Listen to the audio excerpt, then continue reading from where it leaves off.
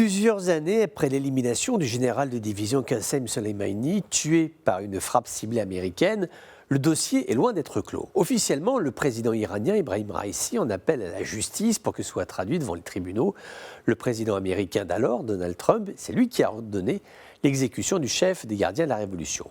Officieusement, les menaces de mort proférées à l'encontre de l'ancien dirigeant américain sont prises très au sérieux par les agences de renseignement américaines, estimant que l'hypothèse d'une tentative d'assassinat ne doit pas être écartée, un acte de vengeance. Les gardiens de la Révolution, c'est une entité militaire inclusive, autonome, qui est née au lendemain de la révolution islamique de 1979, une force emblématique du régime de Téhéran qui n'a jamais pardonné la neutralisation de Soleimani.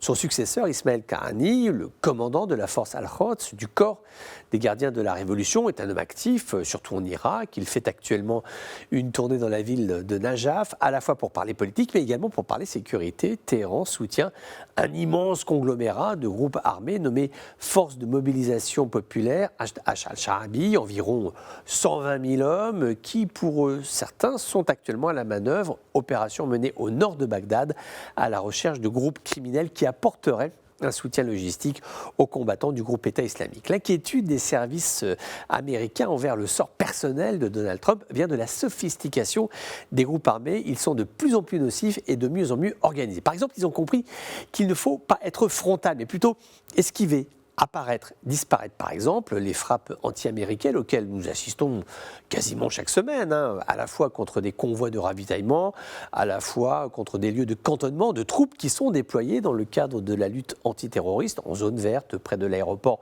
international. Eh bien, ce sont des groupes armés dits de façade, c'est-à-dire qu'ils existent, mais ils n'existent pas vraiment.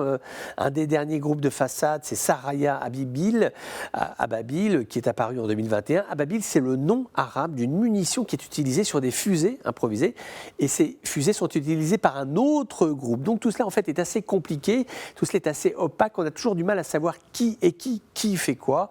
Un contexte flou, une sorte de brouillard où pourraient se cacher des passedarans, des spécialistes, des opérations dites homo pour homicide, dont c'est le métier, intervenir à l'étranger et éliminer une cible à haute valeur ajoutée, telle que serait Donald Trump. Voilà pourquoi les Américains prennent très au sérieux ces menaces envers l'ancien locataire de la Maison-Blanche.